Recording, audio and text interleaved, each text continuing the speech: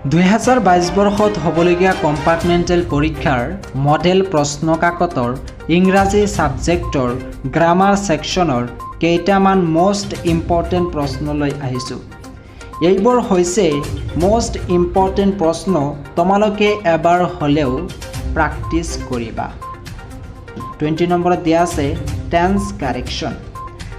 এ দিয়া আছে it is time we go to bed. আমি এই সময়মতে টোপনিলৈ যাও। ইট ইজ টাইম, এই সেন্টেন্সটো যতেই থাকিব ততেই তোমালোকে ধৰি লবা যে এই সেন্টেন্সটো পাস্ট ইনডিফিনিট টেন্সত হ'ব। তেতিয়াহ'লে এনেকুৱা হ'ব it is time we went to bed. It is time we went to bed. ইয়াতে কি আছে it is time. It is time যতেই থাকিব ততেই পাস্ট ইনডিফিনিট টেন্স ব্যৱহাৰ হ'ব। She behaves, তাই এনেকুৱা ব্যৱহাৰ কৰে as if যেন she know everything, তাই সকলোবিলাক জানে। ইয়াতে কি দিয়া আছে as if, এইটো সেন্টেন্স দিয়া আছে। তোমালোকে মনত ৰাখিবা as if যতেই থাকিব ততেই পাস্ট ইনডিফিনিট ব্যৱহাৰ হ'ব। তেতিয়াহ'লে সেন্টেন্সটো এনেকুৱা হ'ব she behaves as if she knew everything। ইয়াতে কি ব্যৱহাৰ হৈছে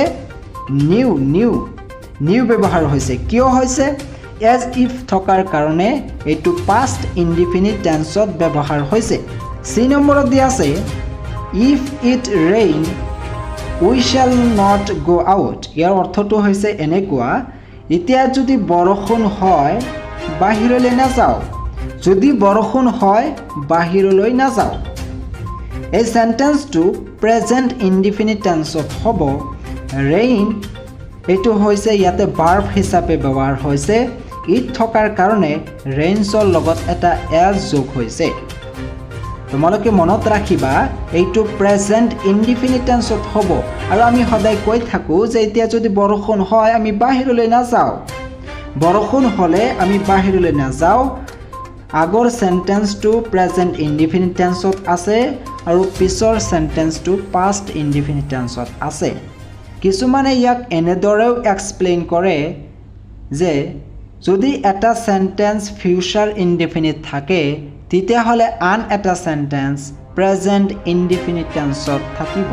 তোমালোকে মনত ৰাখিবা এটা সেন্টেন্স যদি ফিউচাৰ ইনডিফিনিটত থাকে তেতিয়াহ'লে দ্বিতীয় সেন্টেন্সটো প্ৰেজেন্ট ইনডিফিনিটত থাকিব। ইয়াতে দ্বিতীয় সেন্টেন্সটো ফিউচাৰ ইনডিফিনিট দিয়া আছে, যাৰ কাৰণে ইয়াতে ইফ প্ৰেজেন্ট ইনডিফিনিট টেন্স ব্যৱহাৰ হৈছে। ডি নম্বৰত দিয়া আছে we know each other for the last 10 years।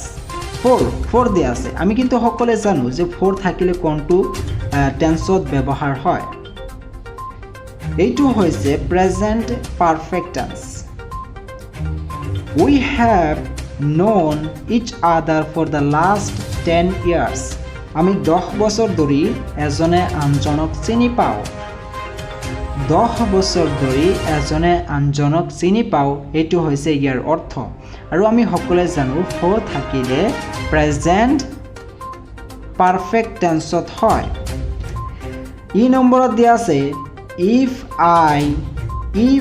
I be you I would not have called him again। আমি এইটো সকলোৱে গম পাওঁ আৰু এইটো হৈছে এটা কমন সেন্টেন্স যে if I থাকিলে আইৰ লগত কি বহে।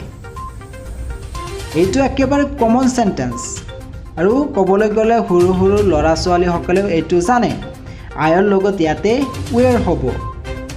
তেতিয়াহ'লে সেন্টেন্সটো এনেকুৱা হ'ব if I were you I would not have called him again।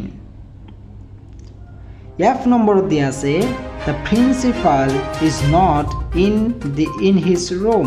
Principal গৰাকীয়ে তেওঁৰ ৰুমত নাই। he go out, তেওঁ বাহিৰলৈ গ'ল। তেতিয়াহ'লে তেওঁ বাহিৰলৈ গ'ল এইটো কেনেকুৱা হ'ব প্ৰেজেন্ট পাৰফেক্ট টেন্সত হ'ব। সেন্টেন্সটো এনেকুৱা হ'ব the principal is not in his room he has gone out। Principal গৰাকীয়ে তেওঁৰ ৰুমত নাই, বাহিৰত গৈছে 21 নম্বৰত দিয়া আছে